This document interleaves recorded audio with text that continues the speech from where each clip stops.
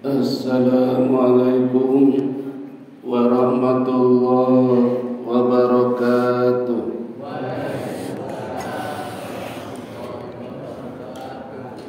Innal hamdalillah nahmaduhu wa nasta'inuhu wa nastaghfiruhu wa na'udzu billahi min shururi anfusina wa min sayyiati a'malina. May yahdihillahu fala mudilla lahu wa may yudlil fala hadiya lahu. Asyhadu an la ilaha illallah wahdahu la syarika lahu wa asyhadu anna Muhammadan abduhu wa rasuluhu la nabiyya ba'da. Syukur alhamdulillah, monggo Bapak Ibu jamaah pengajian Masjid Al-Hikmah yang dirahmati Allah, karena hari ini kita masih diberikan kenikmatan yang besar, yaitu bisa melaksanakan tugas-tugas sebagai hamba Allah, di antaranya menuntut ilmu, tholabul ilmi, yang hari ini kita masih bisa berada di tempat yang mulia di bulan kedua, hari ke-24 di tahun 1445 Hijriah, yaitu bulan Shofar. Menyinggung bulan Shofar, Bapak Ibu, secara harfiah artinya sepi atau senyap. Karena tradisi orang Arab ketika itu banyak rumah ditinggal bepergian, pergi perang, berdagang, dan sebagainya. Perbedaannya dengan negara kita, ulama-ulama terdahulu sangat meyakini bahwa di bulan Shofar banyak musibah dan dikenal dengan nama bulan kesialan. Hadirnya Islam untuk menghapus keyakinan seperti itu. Karena semenjak Allah menciptakan langit dan bumi, Allah yang memberikan nama-nama bulan, memberikan bilangannya, sudah mengatur ketentuannya oleh Allah. Sehingga tidak ada hari sial, tidak ada bulan sial. Kalaupun terjadi adalah perilaku manusianya sendiri. Ada juga ulama yang berpendapat di bulan Shofar, pada hari Rabu terakhir Allah menurunkan 320.000 bala. Makanya ada juga yang punya keyakinan di tempat kita pada hari Rabu terakhir melaksanakan sholat tolak bala. Anehnya hari itu diberi nama Rebo Kasan, dari kata hari Rabu Hasan. Hasan kan baik, tapi banyak musibah, sejumlah 320.000 musibah. Dan di tempat kita masih ada. Di Jalan Monjali ada Masjid Nurul Huda, pertigaan Indomaret Gemawang, ngalor sidik mlebet ngilan, Masjid Nurul Huda. Itu setiap tahun hari Rabu dilaksanakan sholat tolak bala. Ini kalau dereng-dereng, saya belum memahami hadisnya sekuat apa. Keyakinan bisa salah kalau memang hari itu diyakini hari sial, itu salah.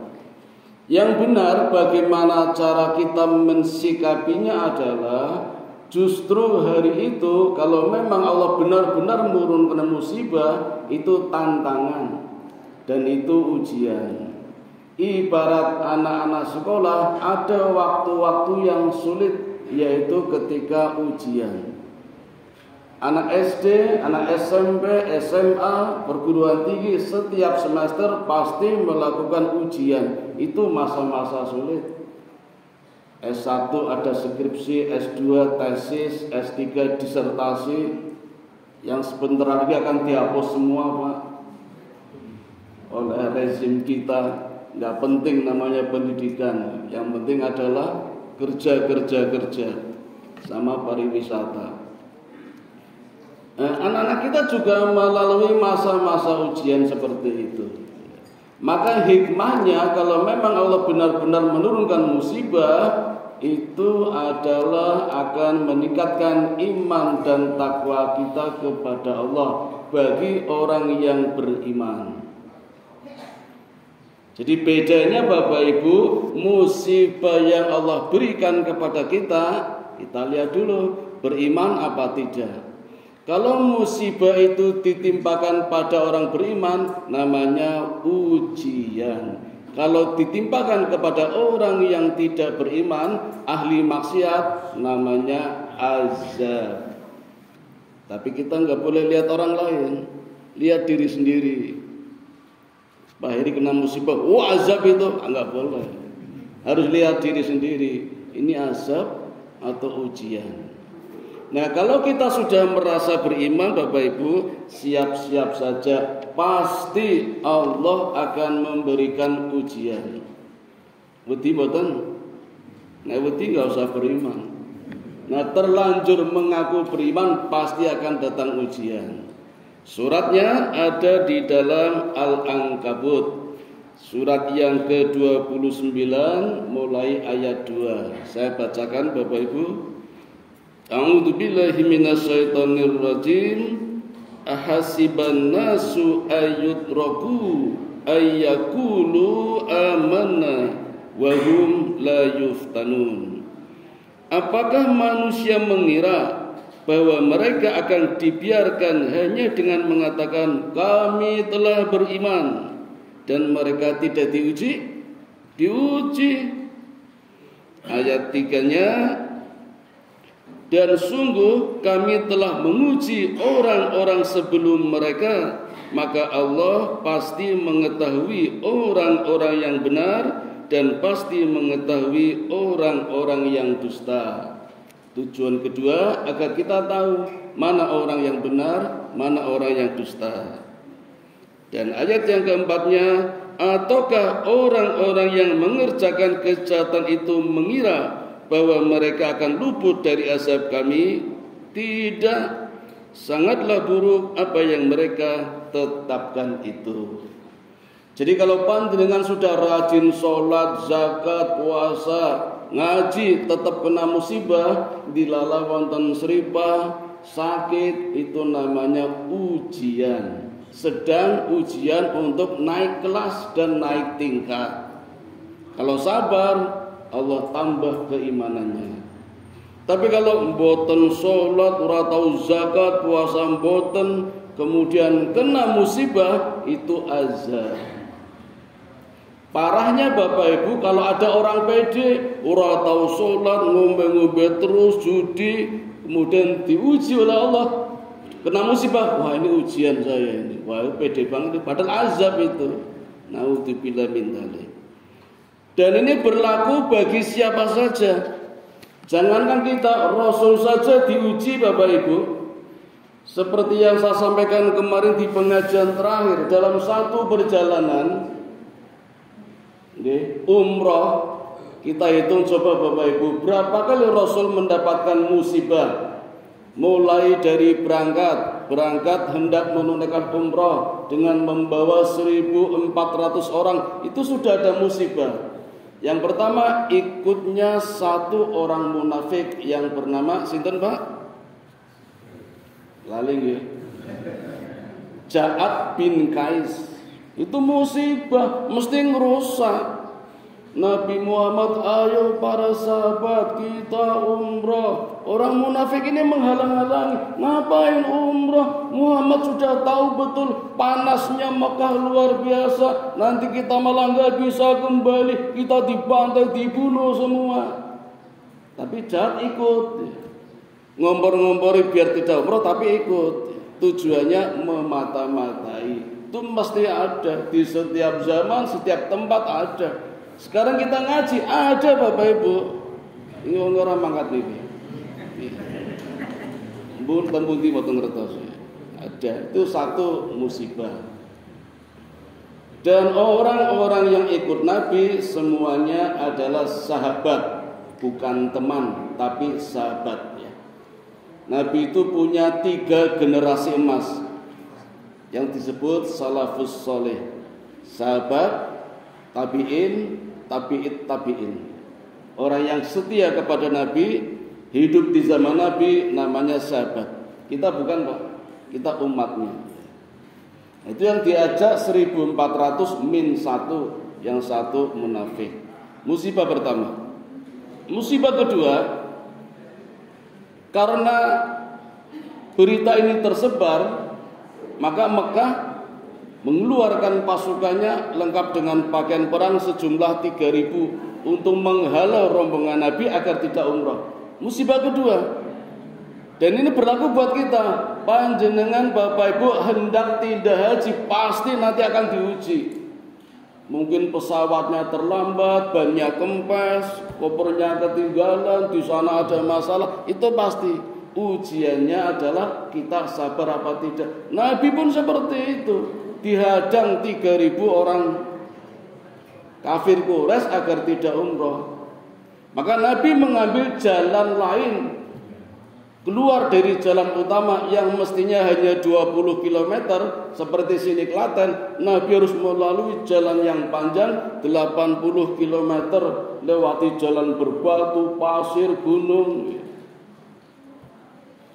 Kemarin saya dengan Bu Edi tadabbur alam di Lawu Pak, nyobi ngangge Jeep Adventure. Bukan senang-senang Pak, tadabbur. Jadi membayangkan kira-kira Rasul ketika melakukan perjalanan di saat perang, jalannya ekstrim. Kalau kemarin cuma berbatuan sama pasir, Rasul ada hujan, ada angin, badai, hujan, lumpur ya. Jadi belum apa-apa, 80 km. Kalau hutannya Lawopak cuma 300 meter itu, dan naik jeep. Rasul dulu naik onta itu 80 km, musibah itu. 3 nggih. Kemudian hampir sampai di Makkah diuji lagi oleh Allah, ontanya depro. Padahal kalau sudah masuk Makkah aman itu umroh, nggak ada yang berani menyerang, dilalan depro. Maka timbul tanda tanya besar bagi orang Mekah, ini Muhammad umroh atau mau perang?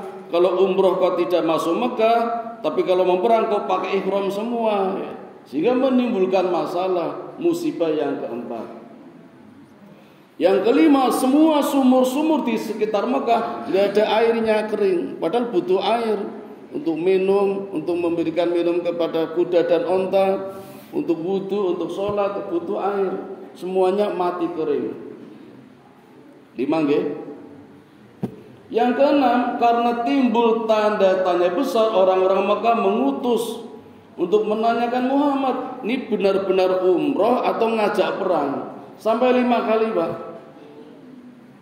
Yang pertama ngirim Budail, yang kedua ngirim Makras, yang keempat Hulais, yang keempat Urwah bin Mas'ud, dan yang kelima tidak tanggung-tanggung mengirimkan 40 tentara terbaiknya. Hanya menanyakan Muhammad benar-benar umroh atau ngajak perang. Musibah itu, umrohnya tertunda, terhenti. 6 nggih. Yang ketujuh, gantian. Nabi juga penasaran, maka mengirim Utsman untuk ketemu pimpinan Mekah yang ketika itu dipimpin oleh Abu Sofyan, tapi ketika masuk Mekah malah disandra. Musibah lagi. 7. Nah, musibah inilah yang membuat Nabi menarik kesepakatan, mengajak perjanjian baiat dengan para sahabat, sehingga muncul baiatur ridwan yang kemarin sudah kami sampaikan. Nah, ketika baiatur ridwan juga ada satu orang yang tidak mau baiat.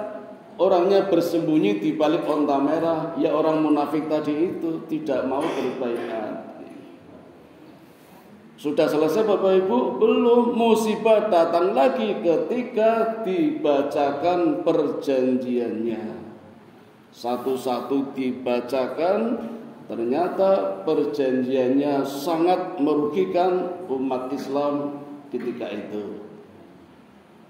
Pembukaannya saja ketika dituliskan oleh Ali bin Abi Thalib, Bismillahirrahmanirrahim, diprotes oleh Suhail bin Amru, pimpinan Mekah. Saya tidak setuju, saya tidak kenal Ar-Rahman Ar-Rahim, siapa itu? Ganti saja, diganti dengan kalimat Bismillahi Allahumma, dengan nama Allah, ya Allah. Ya intinya sama, tapi kan beda. Dan dari sini Pak, munculnya inspirasi bagaimana cara memalsu Quran. Kelihatannya benar padahal beda. Dari ulahnya Suhail bin Amru, orang banyak niru-niru bagaimana cara memalsu Quran yang kelihatannya benar padahal beda. Musibah berikutnya tidak menerima Muhammad sebagai Rasul. Diganti kalimatnya, saya tidak menerima Muhammad sebagai Rasul. Harus diganti dengan Muhammad bin Abdullah. Dah 10 Bapak Ibu. Masih ada lagi musibah? Ada. Ketika dibacakannya perjanjian, tiba-tiba terjadi keributan di luar kemah, yaitu Abu Jandal disyarat-syarat oleh bapaknya sendiri. Nabi Muhammad dengan para sahabat tidak bisa menolong. Rentos di hati, ada orang beriman disyarat-syarat tidak bisa menolong. Mungkin ada di tempat kita Pak, saudara-saudara kita Muslim yang dikriminalkan, tapi kita tidak bisa menolong. Nabi Muhammad menangis, hanya mendoakan saja, ya Abu Jandal, bersabarlah, insya Allah dengan kelompokmu yang lemah Allah berikan rahmat. Dan doa ini diberikan juga kepada Abu Basir ketika ditahan, lepas, dikejar sampai ke Madinah, hendak dibunuh. Itu semuanya musibah yang Rasulullah alami ketika hendak melakukan umroh. Niku Rasul Pak. Apalagi kita pasti, cuma mungkin bentuk musibahnya berbeda. Tapi nanti kalau kita sabar Bapak Ibu, lolos ujian, hasilnya luar biasa. Selain iman kita meningkat, prestasi kita meningkat, kita mendapatkan yang namanya sakinah, ketenangan yang luar biasa. Ada orang mendapatkan ketenangan sebelum diuji, itu ketenangan biasa. Tapi ada ketenangan yang luar biasa, diuji dulu, itu namanya sakinah. Maka kita sering mendoakan kepada para pengantin, mudah-mudahan menjadi keluarga yang sakinah, barokah, mawaddah, warahmah. Maka yang didoakan pengantinnya siap-siap dulu, pasti ada badai dulu, nanti baru mendapatkan sakinah. Jadi ketenangannya setelah diuji, bukannya sebelum diuji. Ada ketenangan sebelum diuji, tapi namanya bukan sakinah, namanya rahmat. Jadi ada yang sebelum diuji, ada yang sudah diuji. Nah, kemarin baru pre-wedding aja udah kebakaran itu. Duga niku jenenge napa niku. Nah, Bapak Ibu, saya lanjutkan masih di dalam kisah perjanjian Hudaybiyah. Allah memberikan banyak musibah kepada Rasul dan para sahabatnya, tapi Allah memberikan rahmat dan sakinah. Jadi bedanya nih Bapak Ibu, rahmat itu Allah berikan ketenangan sebelum terjadi musibah atau saat musibah, jadi bareng. Nah setelah musibah Allah beri ketenangan lagi, namanya sakinah. Nah saya tunjukkan surat yang menggambarkan rahmat dan sakinah ini adalah surat Al-Fat atau surat Al-Fatih. Surat yang ke-48 ada 29 ayat, ini menggambarkan terjadinya kisah perjanjian Hudaybiyah yang penuh dengan ujian, musibah tapi ujian untuk orang beriman yaitu Nabi dan para sahabatnya, tetapi musibah berupa azab untuk orang-orang yang menghalang-halangi Nabi melakukan umrah. Ada dua. yang di Madinah adalah Badui, yang di Mekah adalah kafir Quraisy. Bapak Ibu masih takut nih menyebut nama kafir? Bukan usah takut. Quran saja menyebutkan 500 kali kata-kata kafir. Bahkan ada surat namanya surat Al-Kafirun. Kok nembesan iki wedi ora biyen-biyen iki. Malah do protes niki riyen mboten protes. Abu Jahal saja disebut kafir enggak protes loh.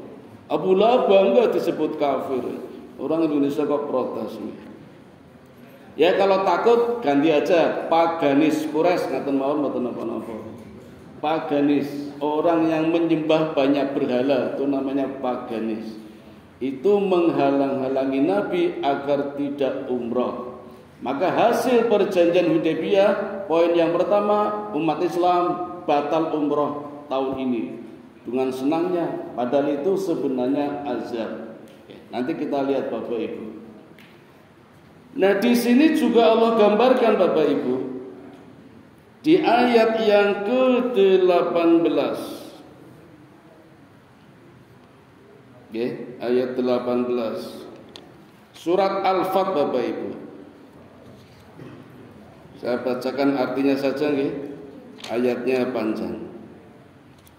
Sungguh Allah telah meridhoi orang-orang mukmin ketika mereka berjanji setia kepada Muhammad di bawah pohon, namanya pohon Ridwan. Maka perjanjiannya namanya Baitur Ridwan.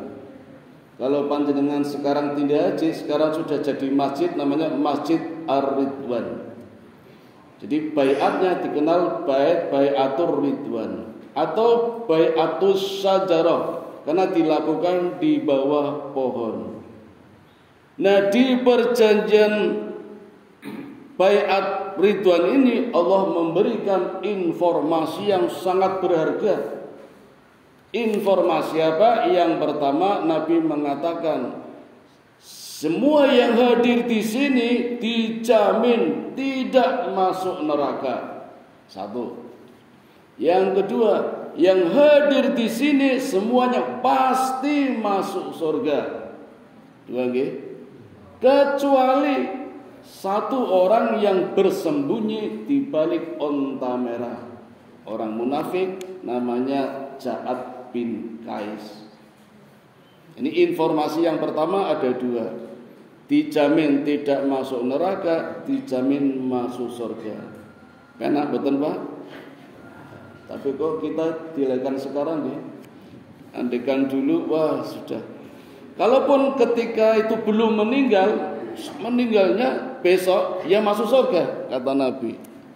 Nah informasi yang kedua seperti Allah gambarkan dalam surat Al-Fat ini ayat yang ke-18, kalimat terakhirnya ini Bapak Ibu, Dia Allah memberikan ketenangan, sakinah ini ketenangan atas mereka dan mereka balasan dengan kemenangan yang dekat. Jadi musibah yang Allah berikan kepada Nabi dan para sahabat sebanyak tadi ada 10 lebih. Itu hakikatnya Allah berikan sakinah, ketenangan, kemenangan yang dekat. Apa itu kemenangan yang dekat? Yaitu perang Khaybar. Jadi surat Al-Fat menggambarkan dua kisah Bapak Ibu, perjanjian Hudaybiyah dan perang Khaybar. Jadi kemenangan yang dekat ternyata ulama sejarah menafsirkan adalah peperangan Khaybar. Maka di sini ada dua riwayat Bapak Ibu. Riwayat pertama perang Khaybar terjadi begitu Nabi pulang sampai Madinah, Nabi langsung ayo berangkat, kita berangkat perang menuju Khaybar. Dan Khaybar ini Bapak Ibu, ini perang yang pertama kali Rasulullah lakukan melawan orang-orang Yahudi. Selama ini sebelumnya Rasul perang dengan orang-orang kafir Quraisy, orang-orang Mekah. Perang Badar, perang Uhud, Hamrat Ahzab, Mustalik, 5 kali melawan orang-orang Mekah. Berkat perjanjian Hudaybiyah yang poin 10, perjanjian gencatan senjata berlaku selama 10 tahun. Maka dengan orang-orang Mekah tidak terjadi peperangan.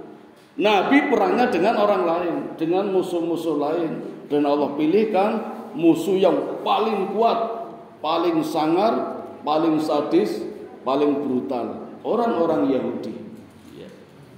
Pasukannya kuat Bapak Ibu.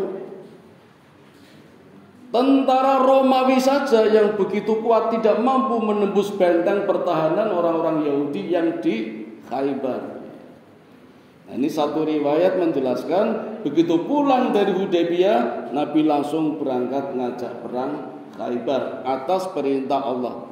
Karena Allah menjanjikan dua Bapak Ibu. Ketika Baitur Ridwan, ayat ini turun.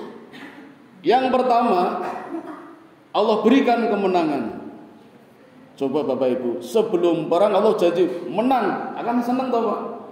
Belum janji saja senang, apalagi dijanjikan pasti menang. Yang kedua, akan mendapatkan banyak rampasan harta perang. Wah, ini yang dicari banyak orang. Sahabat Nabi juga mengincar ini. Nanti kaya mendadak Pak. Satu orang bisa mendapatkan miliaran itu Pak, dari perang Khaybar. Nanti panggil sabar, pelan-pelan dulu. Tapi dalam riwayat lain Nabi tidak langsung menuju Khaybar, karena ternyata perang Khaybar terjadi di bulan Maret atau bulan Safar. Bulan Safar ya. Dulu bulan Maret tahun 628 Masehi. Kalau perjanjian Hudaybiyah itu bulan Dzulqa'dah. Berarti lewat berapa bulan? Dzulqa'dah, Dzulhijjah, Muharram, Safar, 4 bulan baru berangkat. Dan itu logis, masuk akal, karena ketika Nabi sampai di Madinah terjadi peristiwa, kelingan mboten Pak? Ulahnya Abu Basir yang di Mekah lepas, lari, dikejar orang Mekah, dan itu menghasilkan penghapusan perjanjian Hudaybiyah. Poin nomor lali nggih. Poin nomor 8 dihapus gara-gara Abu Basir berhasil berulah membuat pasukan sendiri menguasai daerah Is. Orang Mekah memohon kepada Nabi untuk menghapus salah satu perjanjiannya. Sampai Nabi mengatakan, "Ya Umar, akan kita terhina?" Ternyata tidak. Kita terhormat. Orang Mekah datang minta dihapus perjanjiannya. Itu berkat ulahnya Abu Basir, berkat doanya Nabi yang mendoakan sabar, sabar. Insya Allah ada rahmatnya, ada rahmat, ada sakinah. Bapak Ibu, perlu saya jelaskan sedikit tentang Khaybar. Khaybar ini letaknya di daerah Oasis. Oasis itu daerah di tengah-tengah gunung. Kalau di tempat kita Boyolali, antara Gunung Merapi dan Merbabu, tentu suburnya bukan main. Cuma yang tinggal di sana deg-degan. Merbabu terancam kebakaran, Merapi meletus erupsi. Tapi kalau di Mekah ini, Madinah 150 km sebelah utara Madinah letaknya, itu ada Oasis Khaybar. Itu suburnya bukan main. Maka Khaybar itu waktu itu Bapak Ibu, negara terkaya di dunia. Waktu itu negara terkaya di dunia, punya pabrik metal, sehingga tiap hari memproduksi senjata, terus banyak persenjataan disimpan dalam satu benteng. Dan Khaybar ini punya banyak benteng Bapak Ibu. Ada yang meriwayatkan punya 9 benteng. Al-Buti meriwayatkan, Sofiur Rahman Al-Buti mengatakan pertahanan benteng Khaybar berlapis-lapis. Lapis pertama ada 5 benteng. Benteng Naim, benteng Sobun, benteng Nizar, benteng Ubay, benteng Zubair. Lapis yang kedua ada 3 benteng. Benteng Komus, benteng Natat, benteng Sik, dan masih ada benteng-benteng lain. Ada Somrun, ada Katiba, banyak benteng. Dan bentengnya kuat-kuat Pak, kokoh, berada 854 meter di atas permukaan laut. Jadi tinggi-tinggi, orangnya juga kuat. Dan Khaybar ini juga punya pabrik sutra. Jadi zaman itu saja sudah menjadi daerah terkaya di dunia. Maka ini sangat menjanjikan kalau bisa menang dalam peperangan ini. Luar biasa, banyak sahabat yang kaya mendadak. Itu Khaybar. Tapi Allah memberikan kabar ini seolah-olah memberikan hadiah kan Pak. Kegagalan di perjanjian Hudaybiyah Allah menghiburnya lewat peperangan. Dan pasti menang. Kalau nanti menang mendapatkan harta rampasan yang banyak. Ini yang menarik di sini Bapak Ibu. Nah, cuma yang perlu kita ketahui, mengapa lawan orang-orang Yahudi? Bapak Ibu, semenjak Nabi hijrah ke Madinah, tidak semua orang itu senang. Yang senang adalah golongan Ansor. Di Madinah ketika itu ada 3 suku Yahudi yang tidak suka. Bani Nadir, Bani Qainuqa, Bani Quraidah. Apa hobinya orang-orang Yahudi ketika itu? Sering membuat onar. Contohnya Bani Nadir. Bapak Ibu, Nabi itu mungkin seperti kita nih, juga punya utang, tapi sama orang Yahudi. Ketika Nabi hendak nyaur, datang ke wilayah orang Yahudi, mertamu hendak melunasi utang. Kalau orang normal diterima bagi, alhamdulillah datang mau nyaur utang, terima beres toh. Orang Yahudi tidak Pak. Berkumpullah orang Yahudi di belakang rumah membicarakan ini kesempatan emas. Satu orang mengatakan tidak ada kesempatan sebaik ini untuk membunuh Muhammad. Anak sih dibunuh kan malah gak jadi lunas toh Pak. Tapi ngincarnya membunuhnya. Nabi bersama Ali bin Abi Thalib, Umar bin Khattab, Tolha bersama itu. Orang Yahudi berembuk bagaimana caranya. Satu usul naik ke atas menjatuhkan dengan batu yang besar. Ketika batu hendak dijatuhkan, Allah memberikan kabar lewat malaikat Jibril, ya Muhammad cepat pergi. Nabi pergi langsung. Dan ini kebiasaan Rasul Pak. Kalau Nabi sedang duduk seperti ini, tiba-tiba langsung pergi, itu sahabat sudah hafal, mesti buang air, entah kecil atau besar. Dan sahabat menunggu, karena tidak lama nanti kembali lagi. Tapi karena itu yang terjadi, Nabi perginya sangat lama, sehingga sahabat menunggu, ini kok nggak datang-datang. Umar menunggu, Ali menunggu, Tolha menunggu, kok nggak datang-datang. Akhirnya pamitan pulang. Sampai di rumah ternyata Nabi sudah menyiapkan 100 pasukan untuk menangkap orang Yahudi tadi yang berniat membunuh Muhammad. Sudah menyiapkan batu di atasnya, hanya minta menyerahkan saja. Tetapi orang Yahudi dari suku Bani Nadir ini enggan menyerahkannya, bahkan menantang perang. Kami siap bertahan berbulan-bulan melawan pasukan Muhammad. Tapi ternyata setelah dikepung, Allah berikan sifat rasa takut dan khawatir kepada Bani Nadir, hingga mereka tidak berani melawan dan menyerah. Akhirnya dikeluarkan dari Madinah. Larinya kemana Pak? Ke Khaybar. Di Khaybar sana menyusun kekuatan yang dipimpin oleh Huyai bin Akhtab. Ini orang Yahudi pertama Pak, namanya Huyai bin Akhtab. Ini nanti juga bikin masalah ini Pak. Yang kedua, orang Yahudi dari suku Bani Qainuqa ini juga bikin masalah.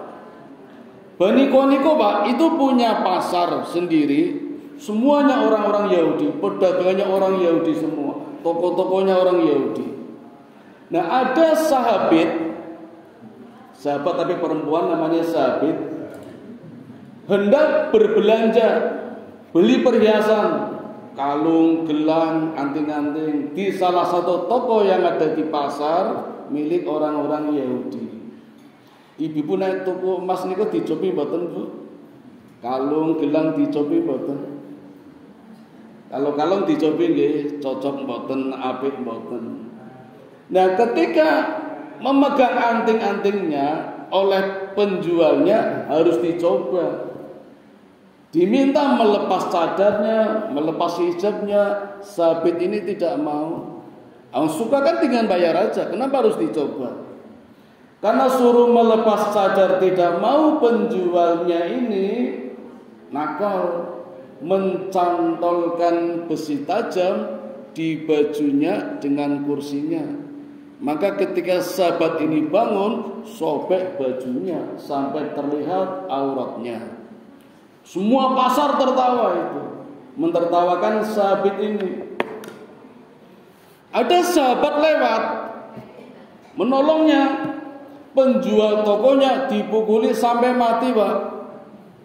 Sahabat ini dipukuli orang sak pasar, yo nganti mati. Jadi sehari 2 orang meninggal, Pak. Yang satu mati syahid, yang satu mati sangit. Muslimah ini lari ke masjid, lapor kepada Rasulullah. Rasul percaya. Maka Rasul dengan membawa ratusan tentaranya menyerbu Bani Qainuqa. Itu Rasulullah, Pak. Rasulullah sangat peduli dan sangat menjaga kehormatan wanita. Ini enggak cuma kejadian sekali, Pak, berkali-kali. Di sana juga banyak gang, Pak, seperti di Makkah nih, banyak gang nih, kata banget nih, Pak. Dulu orang Mekah itu suka duduk di pinggir-pinggir gang, di pinggir-pinggir jalan. Jadi orang kalau mau lewat kan risih toh, Pak. Nyun sewu. Jadi mboten usah, Pak. Sing salah sing nungguan iku lho, Pak. Nggih, itu kan ulahnya perilakunya Nabi Lut. Suka duduk-duduk di pinggir jalan, kadang sambil ngentut dot itu umatnya Nabi Lut dulu gitu. Tapi sampai sekarang masih ada. Tapi kadang yang sopan malah yang lewat nyun sewu, jane mboten usah, yang salah yang mereka. Nah, dulu pernah kejadian juga, ada wanita lewat di pintu, ya kayak di tempat kita lah. Assalamualaikum, orang jawab. Oh, ayo budek. Kadang di pintu nih. Nah, karena diam saja, ada wanita sampai hijabnya diginikan, Pak, disingkapkan. Cuma diginikan. Wanita ini lapor kepada Nabi. Nabi mengirim 100 tentara. Nabi nggak main-main dengan wanita, sangat menjaga kehormatan wanita. Itu Nabi, Pak. Bagaimana dengan negara kita? Sampai ada wanita diperkosa, yang disalahkan, yang diperkosa salah, yang memperkosa malah dibebaskan, 3 bulan bebas. Makanya akan selalu ada seperti itu. Naudzubillah min dzalik. Nabi tidak. Nah, Qainuqa itu ya kuat. Mereka malah menantang. 3 tahun saya kuat dikepung Muhammad, gak ada masalah, banyak makanan di sini. Tapi Allah turunkan rasa khawatir, cemas, takut, sehingga tidak lama mereka menyerah. Dan resikonya sama, diusir oleh Nabi keluar dari Madinah. Kemana, Pak? Khaibar. Jadi di sana kumpul Bani Qainuqa dengan Bani Nadir, kumpul di Khaibar. Pimpinannya Huyai bin Akhtab dengan Kinanah kumpul. Orang jahat kumpul dengan orang jahat. Kira-kira yang dibahas apa, Pak? Ya kejahatan, membuat ulah. Maka setelah perang Uhud itu nggak ada peperangan. Dalam waktu 1 tahun 2 orang ini, Pak, bikin masalah, menghembus-hembuskan, mendatangi semua suku Arab untuk ngajak perang. Maka berkumpullah menjadi satu pasukan besar yang disebut pasukan Ahzab, pasukan gabungan. Suratnya ada di dalam Quran, surat Al-Ahzab. Surat yang keberapa, Pak? Monggo mangke tingali. Bagi Nabi Muhammad namanya perang Khandaq. Karena Nabi strateginya membuat parit yang sangat besar, namanya Khandaq. Dalamnya 7 meter, lebarnya 5 meter, sepanjang sekitar 20 km. Hampir mengitari Madinah sebagai pertahanan melawan pasukan Ahzab yang jumlahnya 10.000. Nabi hanya 3.000. Bahkan berkurang terus karena ada orang-orang munafik seperti biasa, ada orang yang tidak kuat bertahan membuat parit. Dan Nabi pun tidak memaksa, kalau memang kamu tidak kuat, pulanglah. Tengok istrimu, tengok anakmu. Sampai habis pasukan Nabi tinggal 300 Pak, melawan 10.000, menang. Jadi enggak usah kaget, orang Islam walaupun sedikit kalau kuat, kokoh, imannya tebal pasti menang. Perang Badar cuma 313, orang kafir 1.000. Perang Ahzab 300 melawan 10.000. Khaybar 20.000 Pak. Nabi pasukannya 1.400 min 1.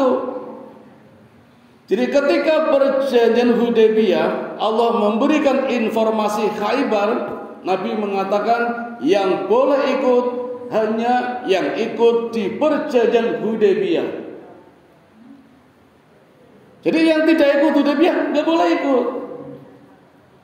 Makanya ketika Nabi memberikan informasi nanti akan mendapatkan kemenangan, barang rampasan yang banyak, kemudian ke Madinah, orang-orang Badui meri. Ya Rasul, aku ikut ya Rasul. Ini ada Pak di dalam surat Al-Fat ayat 11. Ayat 11. Saya bacakan artinya saja ini. Al-Fat ayat 11. Jadi kalau nanti ditanya, oh ada ini ayatnya. Orang-orang Badui yang tertinggal tidak turut ke Hudaybiyah, jadi nggak ikut umrah ya, akan berkata kepadamu, kami telah disibukkan oleh harta dan keluarga kami, maka mohonkanlah ampunan untuk kami. Ini ayatnya Pak.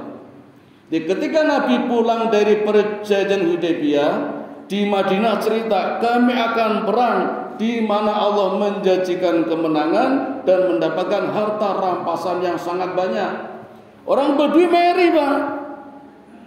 Nah, mau ikut sama Nabi nggak boleh, karena Allah berjanji di dalam ayat ini juga. Allah berjanji dalam ayat ini juga, yang boleh ikut ke Khaybar hanya yang ikut di Hudaybiyah.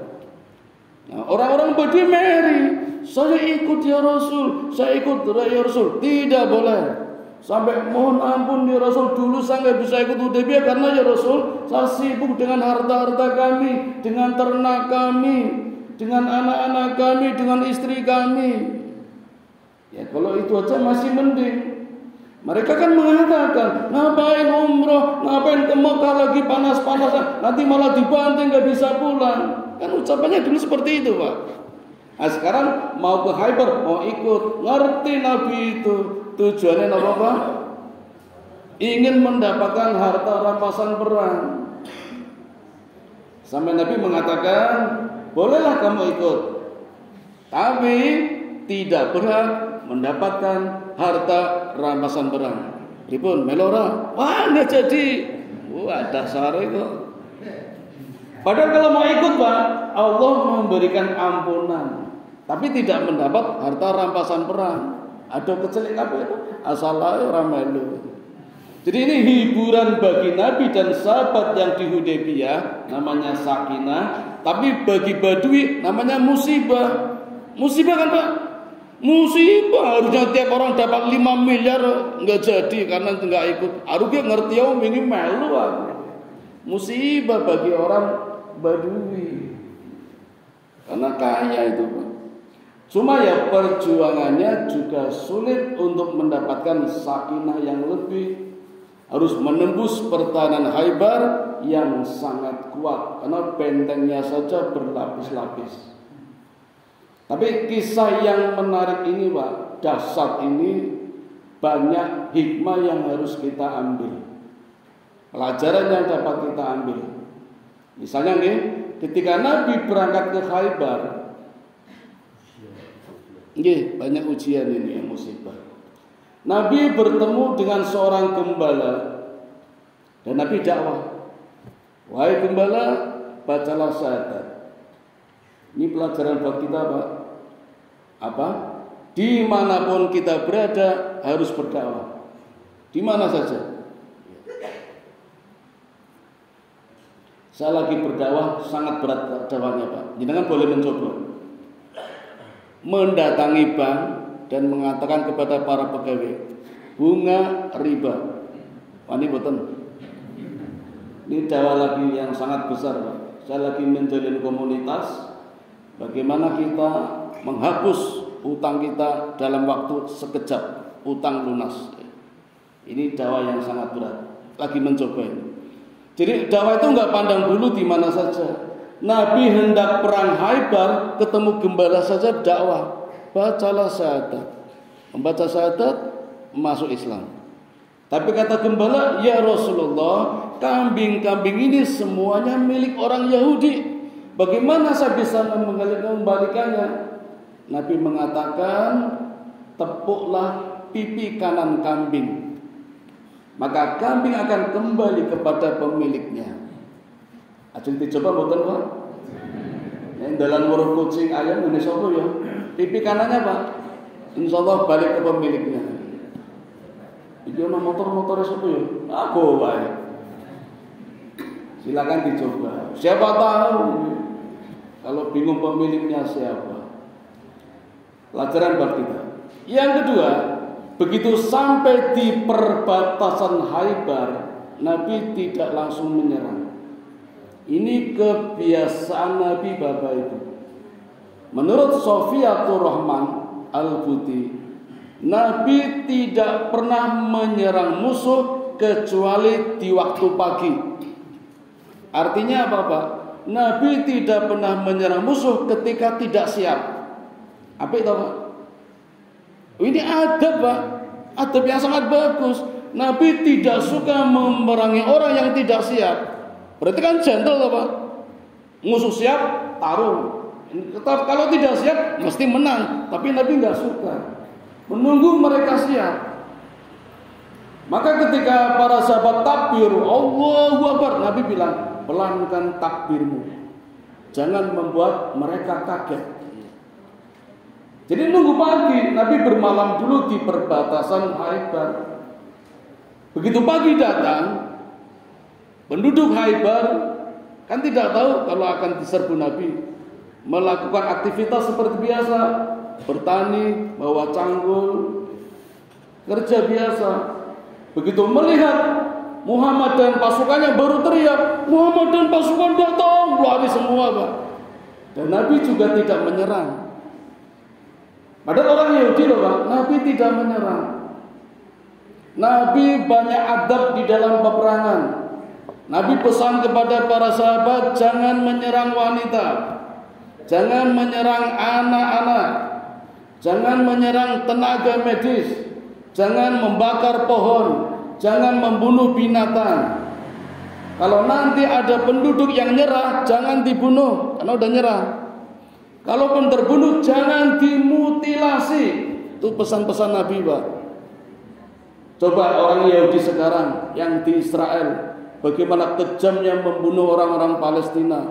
Disuruh baris, Pak, menghadap tembok, pegangan dari belakang ditusuk. Yahudi, Pak. Nabi tidak. Sudah jelas-jelas terbunuh, masih dimutilasi, dipotong-potong. Yahudi, Pak. Nabi tidak. Nabi peperangannya penuh adab. Ada etika perangnya. Nabi membawa 1.400 pasukan min 1 ya, 1399. Itu sahabat semua. Di antaranya 10 orang Yahudi juga ada, tapi udah masuk Islam. Dan 20 wanita tenaga medis juga ikut perang dari Bani Ghofar. Ya, awalnya Nabi tidak mengizinkan, tapi karena ikut di perjanjian Hudaybiyah, 20 wanita dari Bani Ghofar oleh Nabi boleh ikut sebagai tenaga medis. Nah, begitu Nabi hendak menyerang, itu masih berdoa, Pak. Jadi sebelum perang Nabi berdoa. Doanya panjang, jangan boleh mengamalkan. Wahai Allah, Tuhan segala langit dengan segala yang ada di dalam naungannya. Wahai Tuhan segala bumi dengan segala yang ada di pikulnya. Wahai Tuhan segala setan dengan semua yang menyesatkannya. Wahai Tuhan segala angin dengan semua yang dihembuskannya. Berikanlah kebaikan kepada kami, kebaikan penduduk negeri ini, kebaikan penduduknya, dan kebaikan yang ada di dalamnya. Berikanlah perlindungan kepada kami dari keburukan negeri ini, keburukan penduduknya, keburukan yang ada di dalamnya. Ini doanya Nabi ketika hendak perang Khaibar. Ini biasa dipakai, Pak, oleh orang-orang yang wisata. Begitu masuk Bali membaca doa ini, berharap ada kebaikan di Bali dan perlindungan dari keburukan di Bali. Ini kan hendak piknik, Pak, teng Batu Raden, teng Guci, begitu turun dari bis baca doa ini. Agar dapat kebaikan dari kampung itu, terhindar dari keburukan kampung itu. Bila lebih saya mboten napa-napa mboten merosot niku. Itu kalau kita berada di tempat lain doanya seperti itu. Doa perang Khaibar. Jadi Nabi berharap, Pak, di perang Khaibar itu tidak perang. Nabi ingin ada kebaikan dari negeri ini dan mendapatkan perlindungan dari keburukan negeri ini. Tapi ternyata ketika Nabi sampai di perbatasan Khaibar, mereka justru melawan. Pak. Sasaran pertama yang dibidik oleh Nabi adalah benteng yang pertama, benteng Naim, benteng yang kokoh. Dan orang Yahudi dipimpin oleh Marhab. Dengan kesombongannya Marhab menantang, dan Marhab ini punya kekuatan bisa mengalahkan puluhan orang. Sebelum perang, Nabi juga memberikan bendera panji-panji kemenangan. Ada dua riwayat, Pak. Riwayat yang pertama, Nabi membagi-bagikan bendera. Bendera perang, ya, bukan merah putih, bukan partai ini. Panji kemenangan. Karena kemenangan di dalam peperangan ditunjukkan oleh bendera. Bendera jatuh berarti kalah. Maka Nabi membagi-bagikan. Pertama dua golongan. Golongan Muhajirin, golongan Ansor. Muhajirin diberikan kepada Abu Bakar, kepada Umar. Ansor diberikan kepada Habab bin Mundir. Kasih kalian perang Badar itu ada ahli strategi dari golongan Ansor namanya Habab bin Mundir. Nah, ketika di benteng Naim, pimpinannya Marhab itu menantang. Maka spontan dari golongan Nabi tampil namanya Ami Amir melawan Marhab. Kalau Pak mati syahid, Ami Amir. Tapi dalam riwayat lain tidak syahid, tidak mati, tapi hanya terluka saja. Maka tampillah Ali. Ali jagoan, Pak. Di perang Badar, Mubarozah mengalahkan Al-Walid bin Uqbah. Di perang Khandaq, Ali duel adu tanding mengalahkan Abdul Wud. Maka ini sudah biasa Ali. Melawan Marhab hanya dengan satu gebrakan mampu menghantam kepala Marhab hingga tewas. Mati komandan benteng Naim. Pasukannya tambah panas, persaingan semakin sulit, dan pindah ke benteng yang kedua, benteng So'bun. Diganti pimpinannya, diganti Salim bin Miskam. Nabi juga mengganti komandannya. Komandannya diganti juga. Tujuannya apa, Pak? Memindahkan bendera. Jadi biar benderanya tidak diincar. Kan yang diincar benderanya apa? Kalau bendera jatuh kan berarti kalah. Maka Nabi strateginya menggantikan pemegang bendera. Jadi yang diincar beda lagi. Tujuannya seperti itu. Abu Bakar gagal, Umar gagal, lagi-lagi Ali tampil lagi, menyerbu benteng Sokbun, berhasil. Lalu musuh pindah ke benteng yang ketiga. Benteng kedua komandannya terbunuh Yahudi. Namanya tadi sinten Pak? Salim bin Miskam terbunuh. Pindah ke benteng tiga, benteng Zubair, ganti lagi komandan orang Yahudi, diganti Harith bin Abu Zainab. Nah, menghadapi Harith bin Abu Zainab, Nabi juga akan menggantikan pemegang benderanya, dan Nabi mengatakan, bendera ini akan aku berikan kepada orang yang cinta kepada Allah dan Rasul, dan Allah dan Rasul pun cinta kepada orangnya. Semua sahabat penasaran, lalu baris ingin mendapatkan bendera itu. Nabi bertanya, mana Ali? Sahabat menjawab, Ali sedang sakit ya Rasul. Panggil. Ali lagi sakit Pak, sakit mata. Mukjizat gitu, sama Nabi disembuhkan. Seperti di perang Badar, Abu Qatadah yang matanya lepas sampai bergelantungan juga disembuhkan Nabi. Ini Ali juga disembuhkan. Dan ternyata bendera ini diberikan kepada Ali. Abu Bakar, Umar marah boten? Boten para sahabat. Kalau kita kan mungkin tersinggung ya. Mereka tidak, mereka tahu dan mereka tahu diri. Abu Bakar gagal memimpin di benteng tadi, Umar juga gagal, mereka menyadari.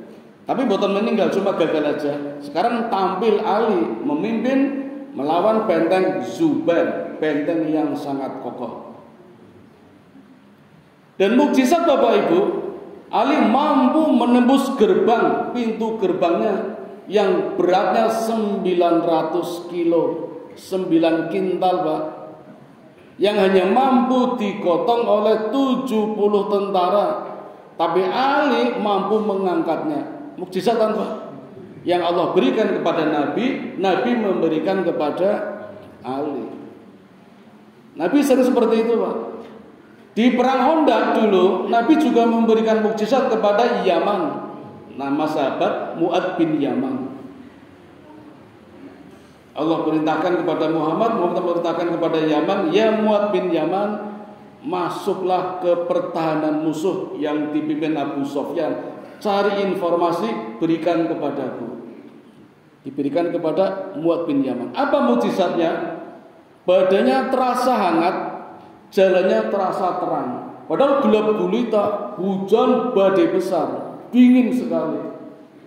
Ketika Nabi mengatakan, siapa yang berani menembus pasukan musuh, mencari informasi, berikan kepadaku, gak ada yang mau.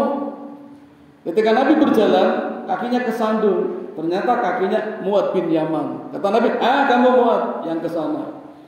Ya Rasulullah, aku berikan mukjizat. Lalu diberikan mukjizat. Mampu melewati Khandaq, parit yang sangat dalam, naik pakai tangga, lalu mencari informasi. Melihat langsung di hadapan Abu Sufyan sedang rapat dengan para tentara di perang Khandaq. Besok ini insya Allah kalau ada waktu perang Khandaq. Ini perang Khaybar sampai di sini dulu. Ali mampu menembus pintu gerbangnya dan akhirnya menguasai benteng-benteng yang lain. Kalau benteng lain Pak, ada satu benteng wanita semua, satu benteng anak-anak semua, satu benteng senjata semua, satu benteng makanan semua, satu benteng harta semua. Nah, benteng yang terakhir itu benteng persediaan air Pak. Air sudah dikuasai sudah. Maka Yahudi, orang-orang Khaybar menyerah. Sesuai dengan adab Nabi di dalam peperangan, kalau sudah menyerah, Nabi tidak membantai. Apa kata Nabi? Kalau memang engkau menguasai daerah ini, kamu punya keahlian bertani di sini, silakan tetap tinggal di sini. Masuk Islam atau tidak? Kalau masuk Islam, kami akan kembali. Kata Nabi, silakan tetap di sini, engkau hidup di sini, kami kembali ke Madinah.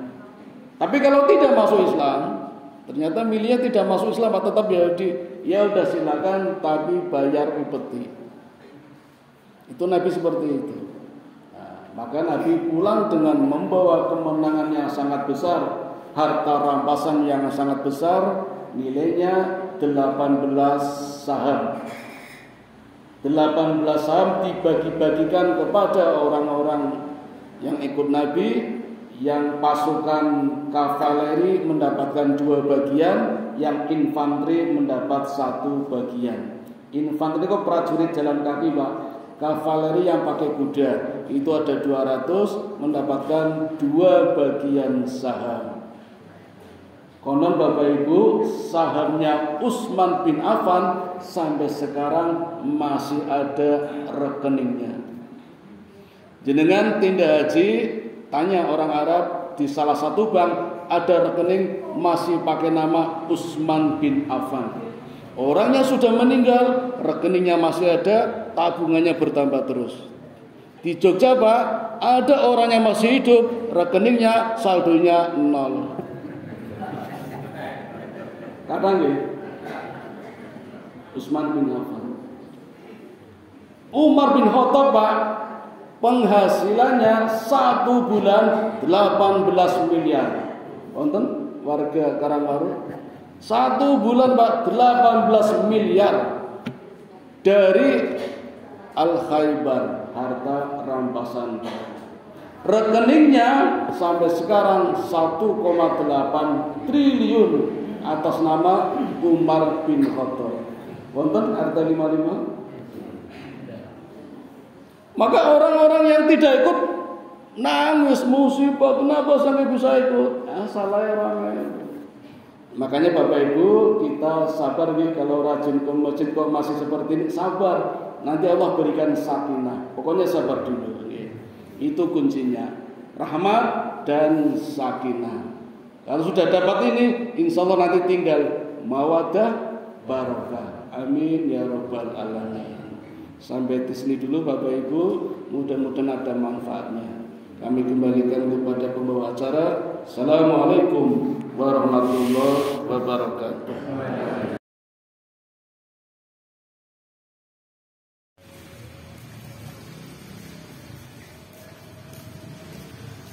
Allahu Akbar.